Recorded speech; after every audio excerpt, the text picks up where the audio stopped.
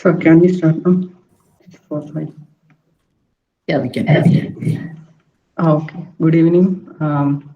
So today we are on to the fourth lecture of this Nobel Prize lecture series of Anvisha. So today we have Dr. Halad Madhavan as our speaker for Nobel Prize lecture for economics. He's an eminent development economics. Has completed his PhD in 2011 from JNU. He specializes in interdisciplinary research on Asian interdisciplinary medicines and policies related to health and pharmaceuticals, and also on intellectual property rights. He has considerable presence in these areas that he has worked on. He's currently interested in the progress of Tibetan and Mongolian pharmaceuticals and other medical industries in Asia. And very recently, he has been selected as a member of international research team to analyze both interactions of health and health technology and societies in context of COVID-19. We can't wait to hear Dr. Madhavan's talk on this year's Nobel Prize on lecture. We welcome you, sir. Thank you so much, Joel, and other team members of Anvisha for organizing this exposition series. Thank you so much for inviting me for this talk. I mean, for the last 2 years also, I was doing this because I'm the only faculty member available here in economics. So, I mean, this year the Nobel Prize, I mean, not very much into my expertise, but I thought that I would give a layman's perspective to make the students understand what it has been awarded. So I will share my presentation.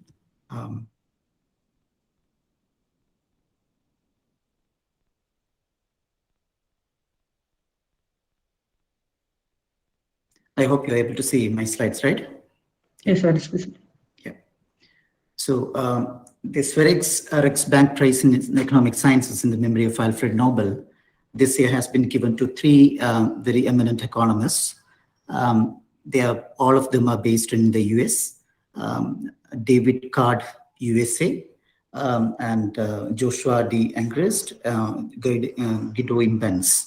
And all of them are actually been working quite for a long time in the US economy and the implications of various policies in the US. So that has been awarded to the whole contribution of their work I should say that it's basically in the US economy. Most of them has been, all of them have been working in the similar lines of area where they have looked at the causal impact, especially cause and effect impact in areas like education, in immigration and labor market, etc. So David Card, he's a professor of economics at University of California, Berkeley, and Angrist is currently with MIT, and Imbens with Stanford University. And specifically, if you look at the Nobel Prize, the half of the prize has been given to the David Card for analyzing his contribution, the exceptional contributions in the labor economics. And the other two will be sharing the other half of the prize. They have actually looked at the contribution, especially methodological contributions in the analysis of causal relationship. Even though it's called methodological contributions, mostly it is actually into the empirical analysis that we can see we go further. I think I see it as a continuation of 2019 prize, where the prize has been awarded to the Indian American economist Abhijit Banerjee and Esther Duflo. They have actually been working quite a lot of empirical economic questions like poverty and the questions of destitution and in different countries context through a method of RCT, randomized controlled trials. I think that's a point where it has been recognized that how economics is moving more towards a kind of empirical analysis, more objective kind of analysis. So that is the time it has been awarded. I think these economists also have been quite closely working with in the similar lines with Abhijit Banerjee. I understand that they have actually shared a couple of works together. But at the same time, this is not exactly on RCTs, but it actually looks at some very interesting empirical analysis of or empirical methods that has been used in economics to understand the very pressing questions in the society. I mean, all of us know that the choices are quite important in economics, especially when you look at the social sciences. Choice, the term choice is quite important, because what kind of choice you make in different situations, in different contexts, is actually leading to good decisions or bad decisions. So whenever you make a choice, you're actually leaving something else out in that preference, right? So which decision that you're making at that point, whether your choice is right, you will understand only after when you have the implications. So for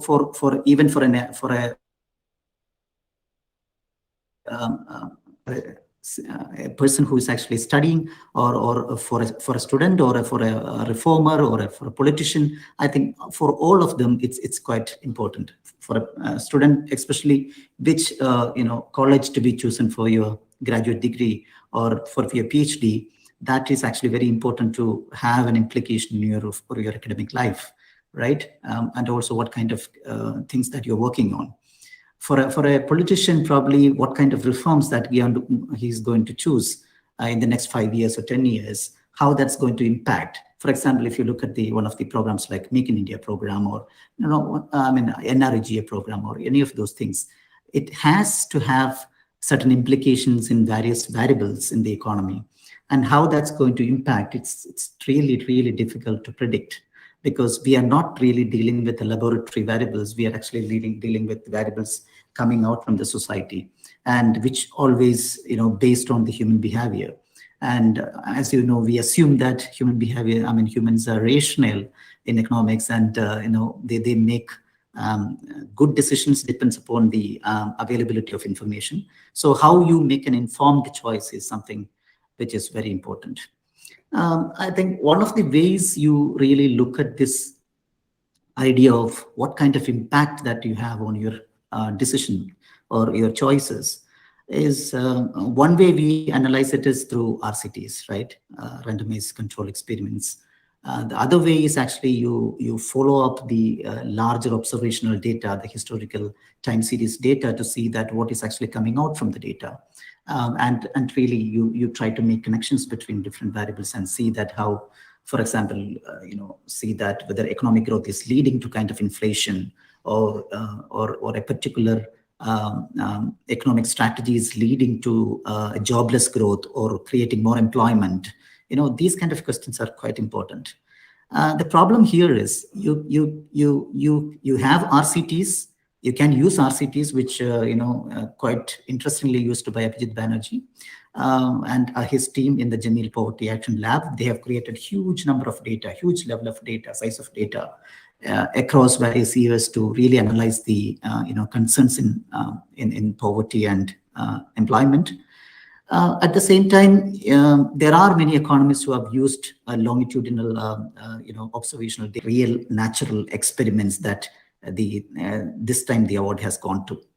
So why RCTs are actually possible in all social science questions?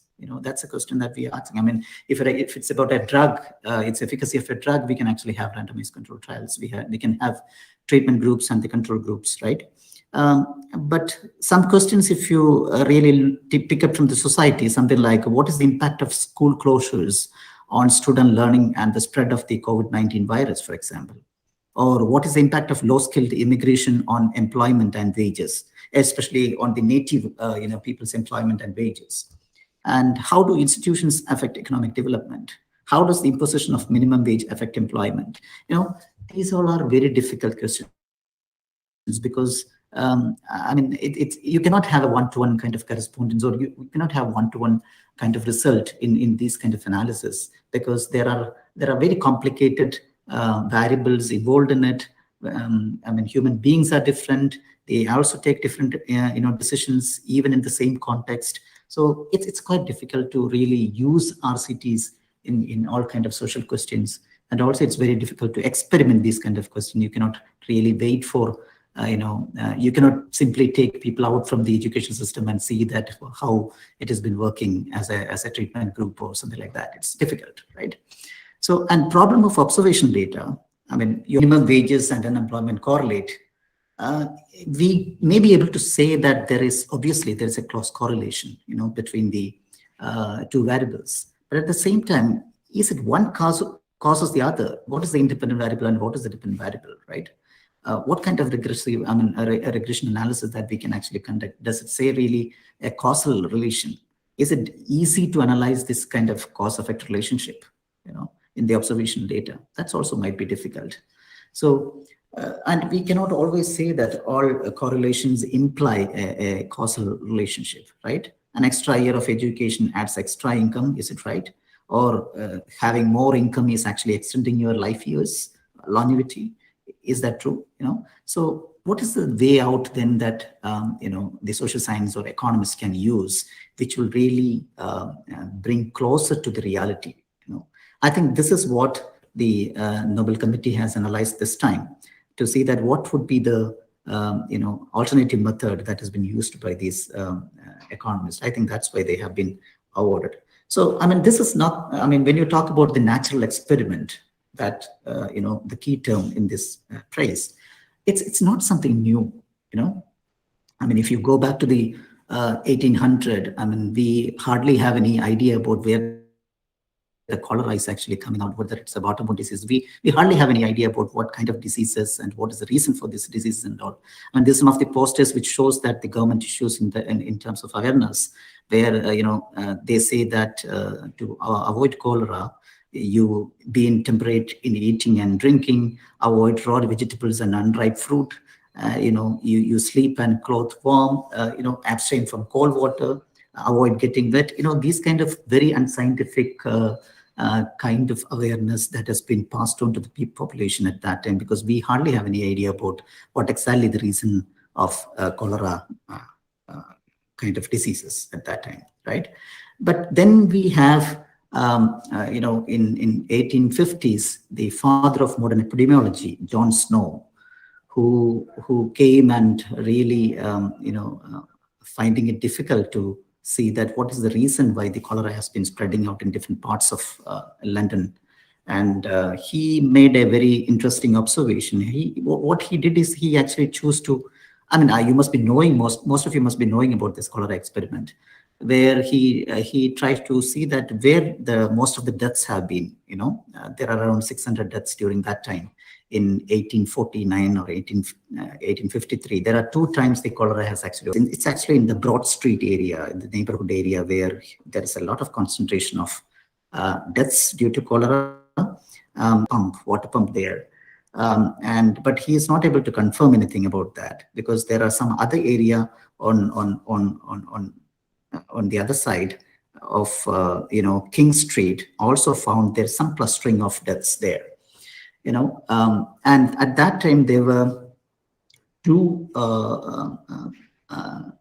water suppliers in London. 2 companies are actually supplying the water, drinking water, and and in 49 this cholera breakout has been led to a large number of deaths. In 1953 again it came up, and then he found that it is actually not happening in the similar areas, but one in Broad Street it is there, but the other area it's not really there. And then he tried to see that whether they are using the same kind of pump or different pumps. In having more experiments, and he found that these 2 companies which has been offering drinking water, one has actually shifted their source of water to Thames River, and not actually from the inside the London city, right? And that time the people were not really aware that where they are actually putting the sewages and the waste in the city. They are actually just dumping it in the middle of the city in the water bodies. So the one company is taking water from that particular water body, the other one was actually shifted their source to the outside. And then you found that the cholera, spread of cholera has been quite decreased, where one particular company has been giving water, unlike the 1849 scenario.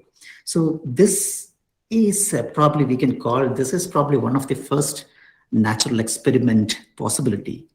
I'll talk about it, what is actually the natural experiment, but this is considered to be one of the natural experiment, because this is actually coming out from a situation arising from the real life, that resembling a kind of randomized experiment.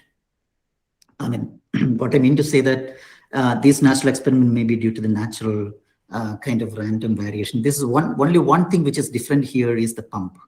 Rest all it's same income level, same kind of infrastructure facilities, same kind of hygienes in all the cities. But the only thing that is different here is the water pump, access to the water pump, which water pump the people are accessing. And if you really look into details of it, it's a kind of randomly assigned. The people are taking from which water pump the water is. And, also the people, kind of staying in different parts of the city, that is also kind of random. So, so in that sense, you have all the, kind of properties of a randomized control trials, RCTs, while it's actually proved that because of one particular variant, that is the pump access, that cholera has been broken out much more in one area than the other area. And this is very interesting experiment in the history. So what I meant to show this is actually, this is nothing new, but this kind of natural experiment, which actually coming out from the situations of real life, is quite different from RCTs. Why it is different from RCTs? And I will come to the question whether it is actually rare or not, but why it is different from RCTs? In RCTs, you know that researchers have the power to assign the subjects into treatment and control groups, right? And they're able to divide randomly and then put into different groups, and then you can see that what is the impact of a medicine or a particular, treatment on a particular treatment group. But here, researchers are not the one assigning the subjects into authority, but it actually has real life happenings. So assignment into treatment and control is quite random here. But I mean, this is also random in the RCTs. Here also, researchers take advantage of this natural allocation, and they able to assess the cost of that context and making use of that opportunity here by the researchers. And they can actually bring out very interesting observations and inferences. You can really identify which causes the other, whether it's actually leading to other, or there is only a kind of correlation which exists there, right? And now the question is, are the natural experiments quite rare?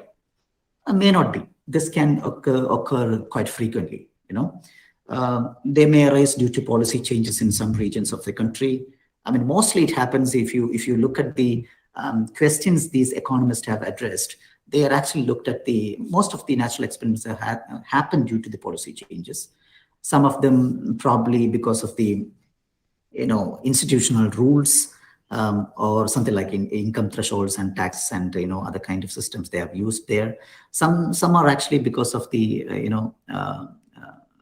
kind of policy changes that has been, not only happening at the central level, but at the very, very state levels or regional levels, So this actually gives more opportunity and to the researchers to really analyze the correlations and the causations. Okay, this may uncover the real causal relationship within the variables. And I will use probably some of the examples which has been cited by the Nobel Committee. One is on the issue of minimum wage in the states. The contribution is mostly come from the Nobel laureate, Professor David Card. He actually wanted to look at the minimum wage and its impact on the labor market. And see, if you look at the labor market, it's basic idea in economics is equilibrium wage and the equilibrium number of labor or quantity of labor that could be employed in a particular process of production. Where you know that the downward sloping curve is the labor demand, and the upward sloping curve is labor supply. Usually, it should come from the interaction, right? And if you are allowing the market to work its own, then obviously the market will clear itself.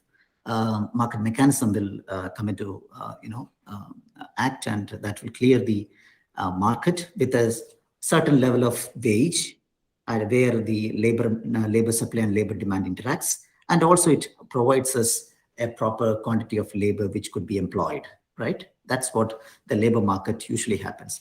But in such a scenario, let's think that the government interferes, right? And labor demand curve interacts, right? That particular point. But here, the minimum wage, the brown line you see is a line that the government fixes. Let's say, I mean, we have many examples. Last year we had a lot of protests regarding the nurse minimum wages. How we have tried to increase it to 20,000 and things like that, right?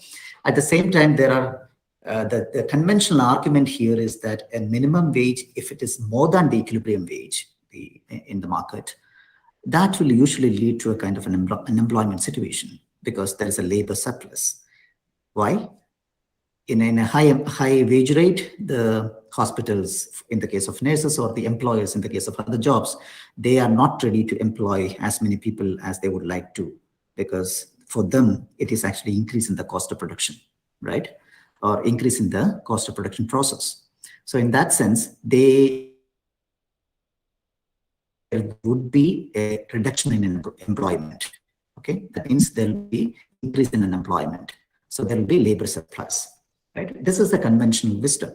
And if this minimum wage is below the equilibrium rate, I mean, this is not a problem. But here it is a binding one, where you see that minimum wage is quite high, which I used to teach my students. I mean, about what kind of problem that government can create while interfering into the labor. Minimum wage is important.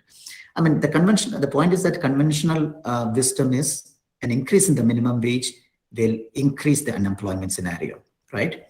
But is it right? That's what David Card tried to analyze in the US economy, where he wanted to really wanted to do a natural experiment to study how increasing the minimum wage affects the employment. Okay, that is it actually a reverse causation there? Because when unemployment increases, employers can also set very low wages, which may lead to demand to increase the minimum wage. Right? The other way also it can happen sometime.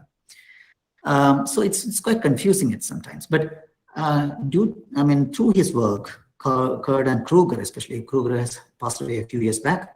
Card and Kruger has actually contributed quite a lot in understanding the empirics of this, whether the minimum wage is actually leading to employment or unemployment, where they actually looked at the fast food industry in the New Jersey and Pennsylvania.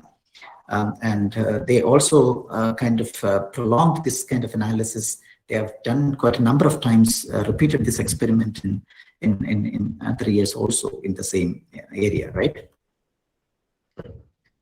And what is the findings? I mean, what he has done is that he wanted to analyze in the Pennsylvania state, where he was actually kept it as a control group and used Pennsylvania as a treatment group. So in the 1990s, he got an opportunity for a natural experiment where the minimum hourly wage in the New Jersey was raised from $4.25 to $5.05. Okay, and just studying what happened in the New Jersey after this increase does not give a reliable answer to the question of implications of increase in the minimum wage, because there are numerous factors that can influence how employment levels can change over time, right? So as with RCT, a control group was really necessary. So he was looking for something like a similar, state of economic status, and other factors will remain almost the same in other, which one he was actually looking at. He found that New Jersey is probably one where, Pennsylvania is the one where he could actually use as a control group, right?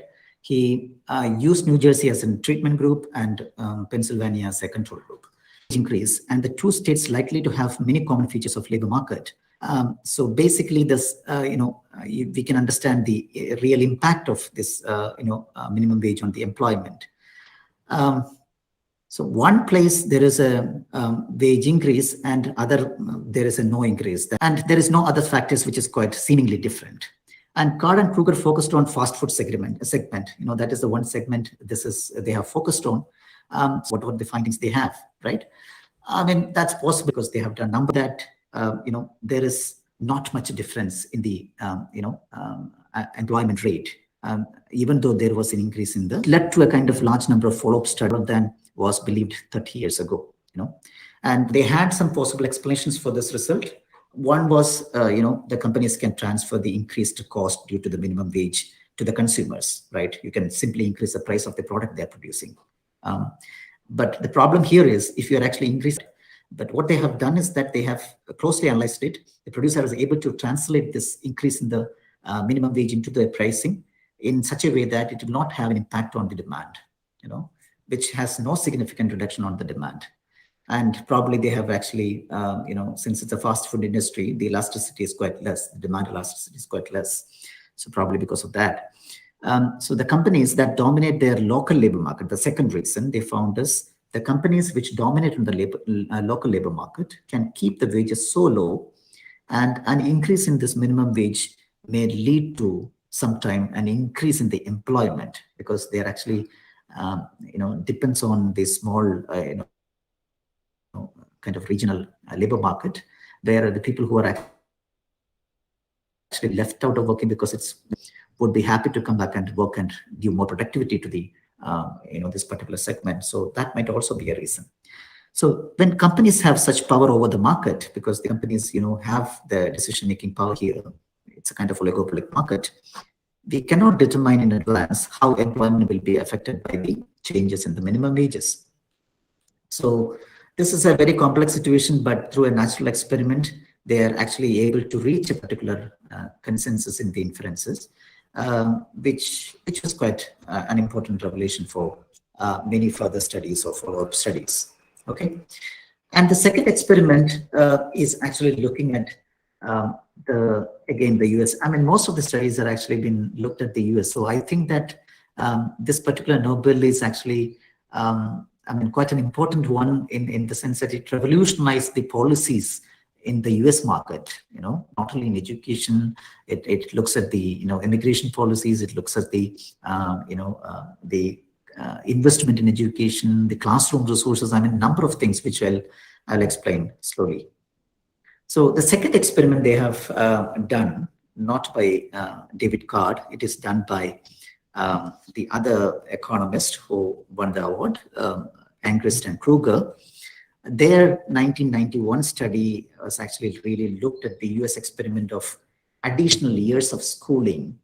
Does it have an impact on the future income of the student? I mean, of that particular individual, So does it really matter to study more or have an additional time spent in the school on the future income?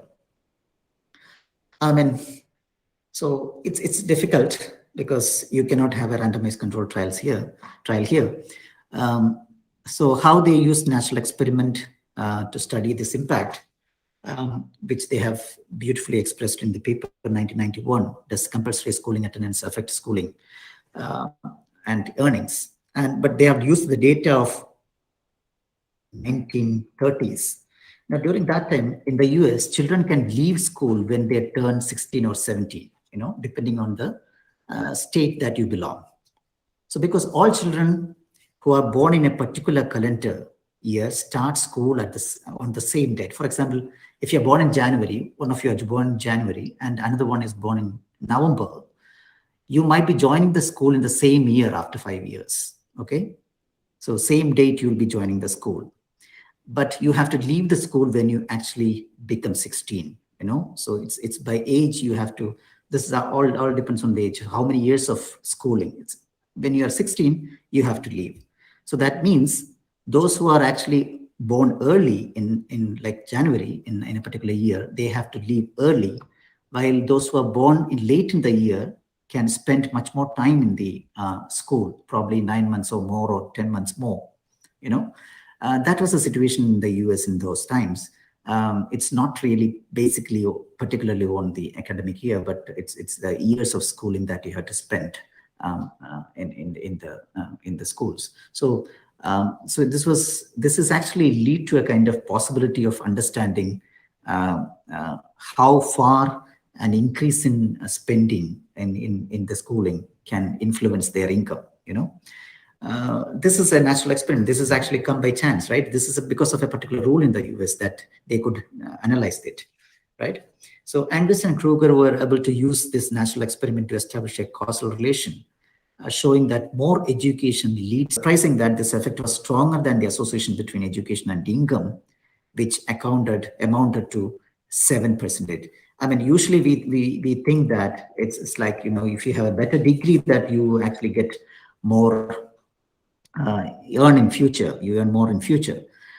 Like, when you have a high school, a person who is having a bachelor's degree have more probability, have more income in the future than having a simple graduate degree or a high school education, right? The left side, you will be able to see that, what is the exact data shows. But at the same time, Angrist and Kruger found that it's not like that. The years that you spend in the school is also very important. So there's a clear correlation between years of education and income. And they found that the people with 12 years of education have incomes 12% higher than 11 years of education.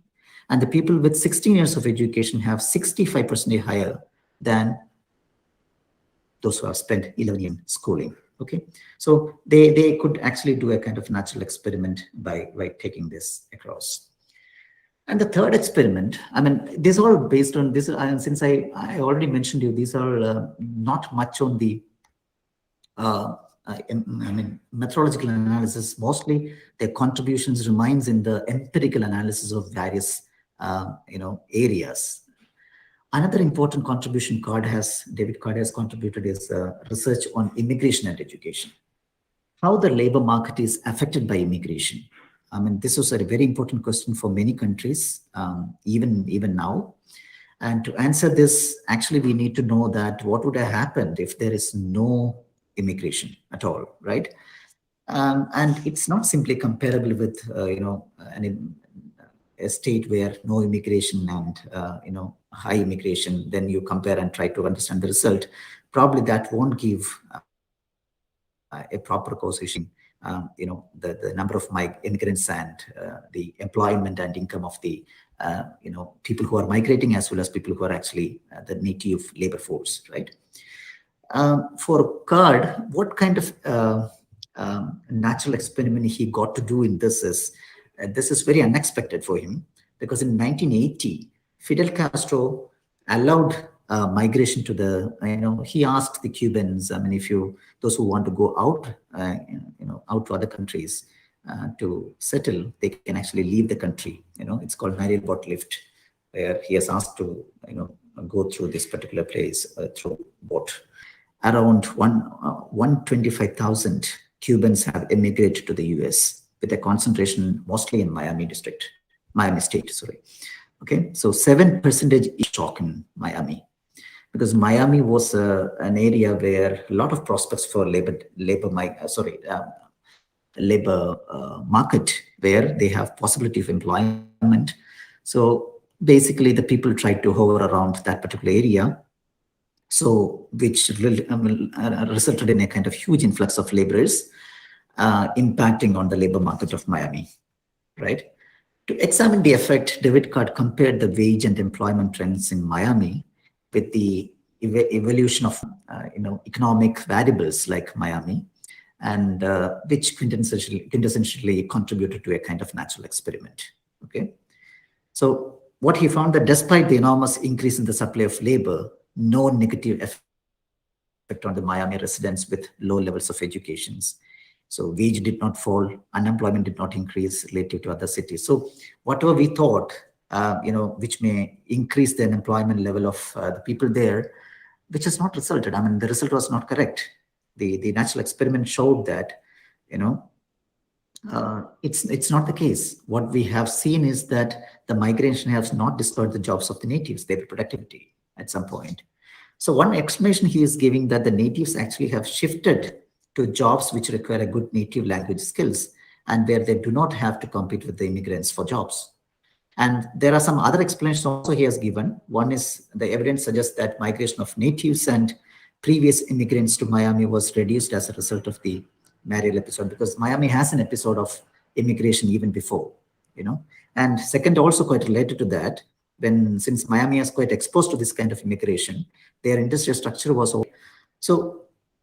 I mean, so this is the interesting three experiments. One is in immigration, one is in understanding the impact of increase in schooling to number of years in schooling to the income, and also we have seen that there is minimum wages and its impact on the employment.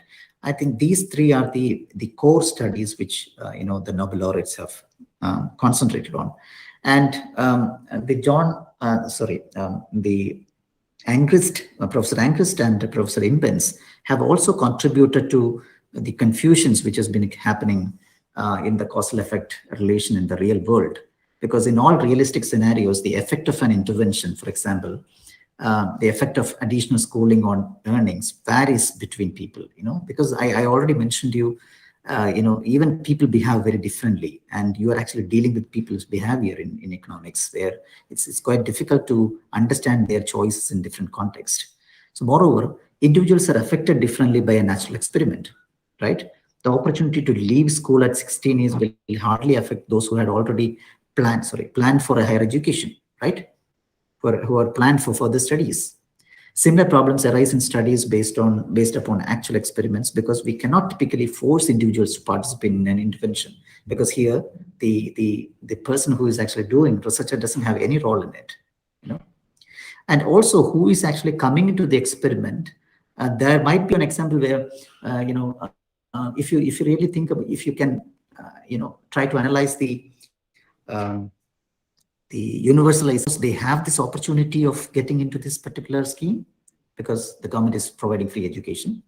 And there will also be a certain group who will not be that interested, but since they're providing it, I'm doing it, that kind of. So there are different behavioral group here would be getting into this. And how do you really analyze the impact of the universalized free education is actually probably you want to look at those groups who otherwise doesn't have this opportunity. When they go in, what's happened to their future employment and income?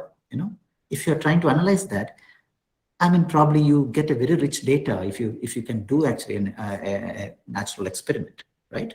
So here they're actually talking about an example of joining a computer course, for example.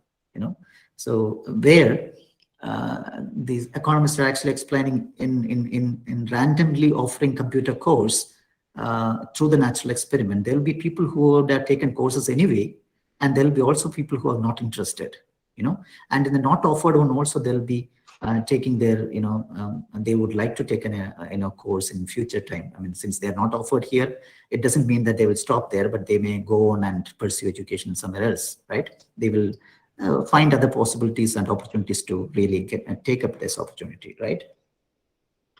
So for a researcher who is actually looking at this natural experiment, for him,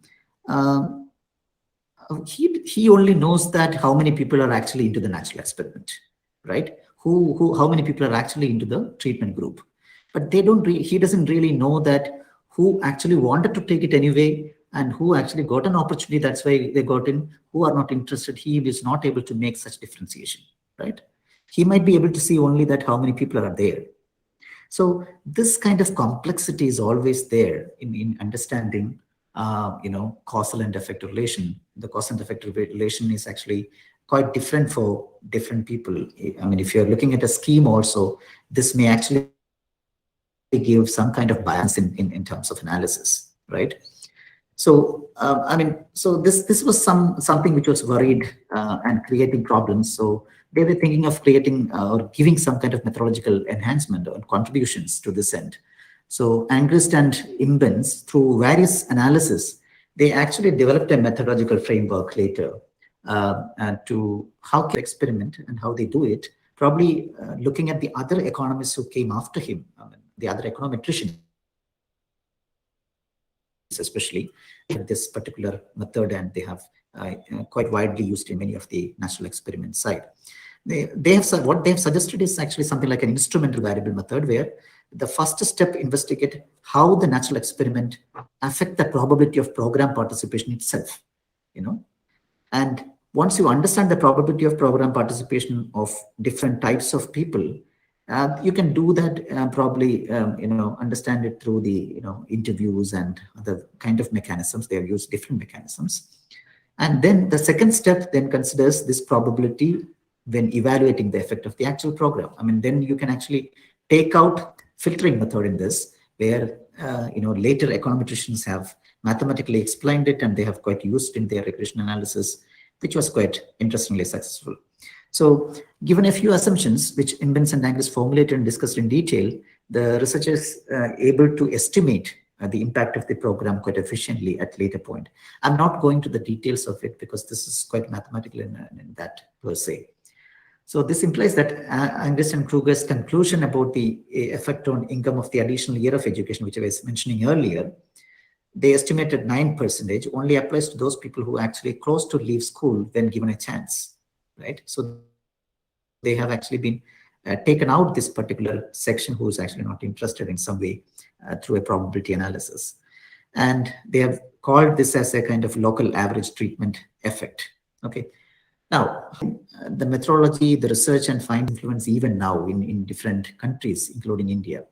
I mean, if you look at the scenario in India too, it is commonly held that higher minimum wages will be counterproductive for workers. So in the wake of the COVID-induced lockdowns, you know that several states, including UP, had summarily suspended several labor laws, including the ones regulating the minimum wages, arguing that such a move will boost employment, because the producers are not probably able to take up the production process because they have huge higher wages. So it is actually giving opportunities for them to employ at a low level. So they have kind of decreased the wage rate. They have taken away the minimum wage act.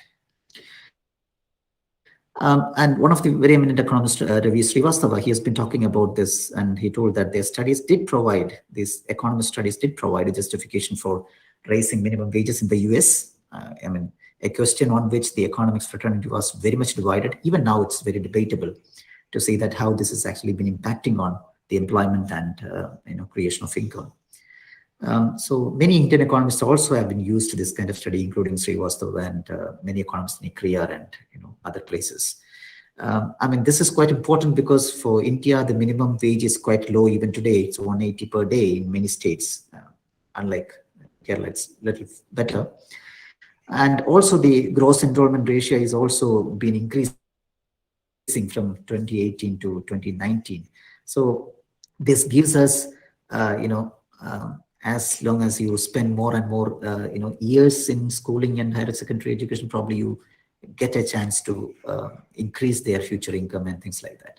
And also the case which I talked about, the universal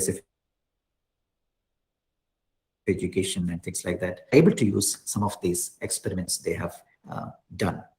So the laureates' contribution from the early 1990s demonstrate that it is really possible to answer important questions about cause and effect using natural experiments. Natural experiments is the key term.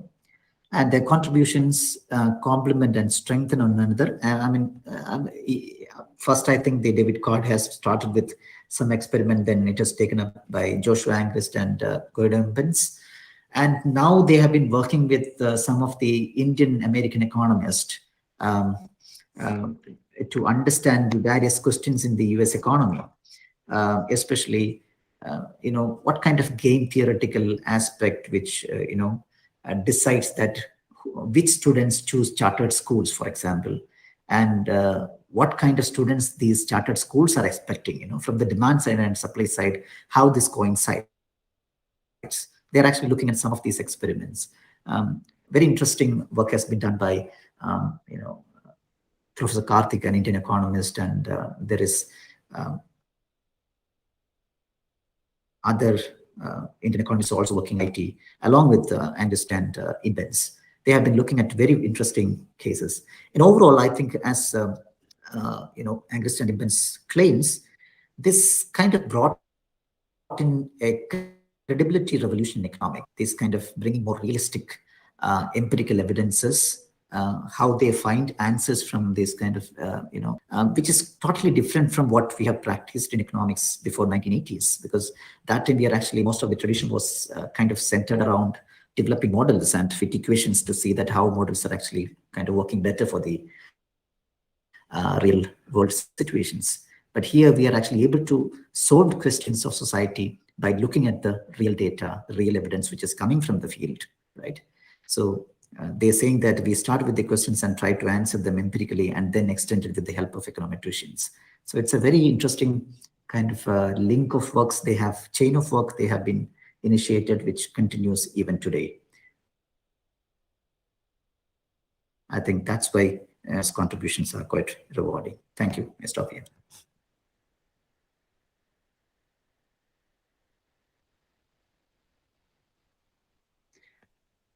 Yeah, if one of you.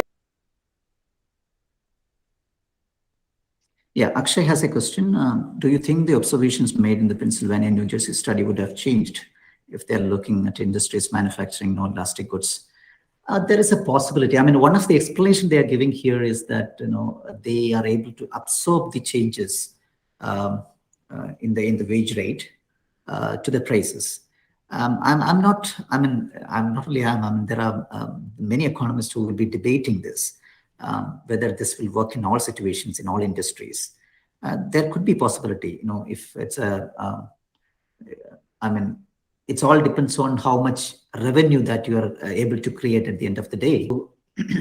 End up with low revenue, right? Increase and employ more of that people, because we know that in many hospitals in Kerala we have seen that even when they have increased the minimum wage rate, they were not really giving that money into the hands of nurses, but they are actually shown that only in the paper, right? There are a lot of tricks that has been worked in this case. You can see this in everywhere. It's not only in India, or this can be seen anywhere. But when you go into different industries and context, but if you wanted to really initiate such policies in a particular economy like the US, they have quite comprehensive successes in introducing these policies over time. Yeah.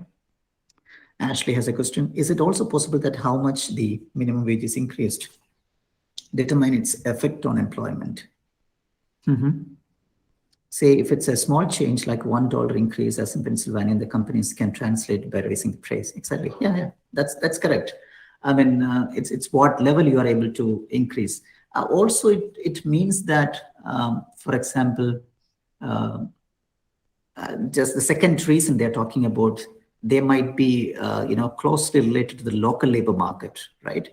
So closely, some of the highly skilled labor, if you divide the employment categories into the labor category into semi-skilled, low-skilled, and highly skilled, there might be some semi or highly skilled laborers that might not be, incentivized to be employed at such a low level. But when the level of wage has been increased, they would really want to contribute, and because of their skill level, probably that would increase the productivity in a sense, which would reflect in the overall income per se. So that's all. It depends on the type and nature of the sector that we are dealing with. I think in Kerala, this is a main concern for large unorganized sectors, right? We had a lot of debates about this during the last year or schemes which guarantee employment, which provide guaranteed employment for registered laborers. So like if they register, you'll get guaranteed employment. Such schemes are like quite similar to increasing the minimum wage, because like they're basically ensuring a guaranteed amount of money. Probably the John Trees and other people in the last decade, it's shown that it has created. It's very, very interesting result.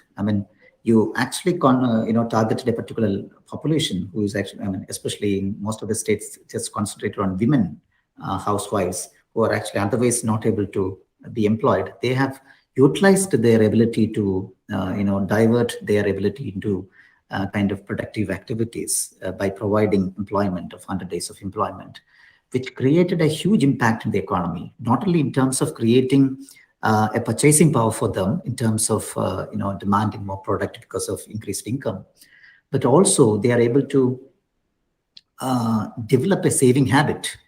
That's one of the interesting thing that the studies have been pointing out.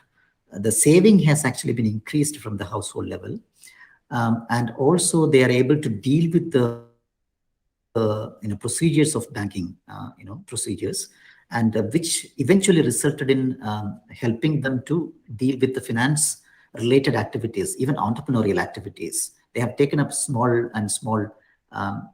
kind of organized self-employment kind of activities in the self-help groups. Tremendous impact in many states where the decentralization was quite efficient. They have been able to utilize that Panchayati Raj system to effectively implement the self-help groups and extend their activities through various schemes. I think NRIGA has quite an interesting. You also see that because of this,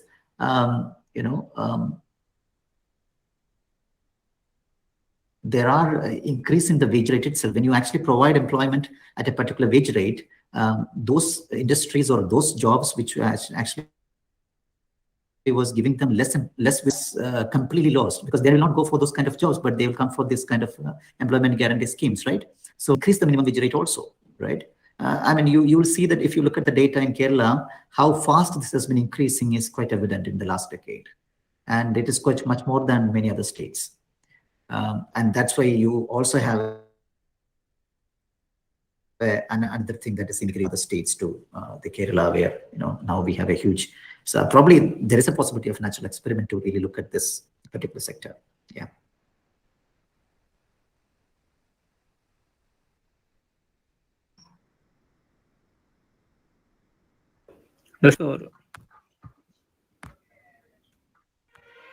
Yeah.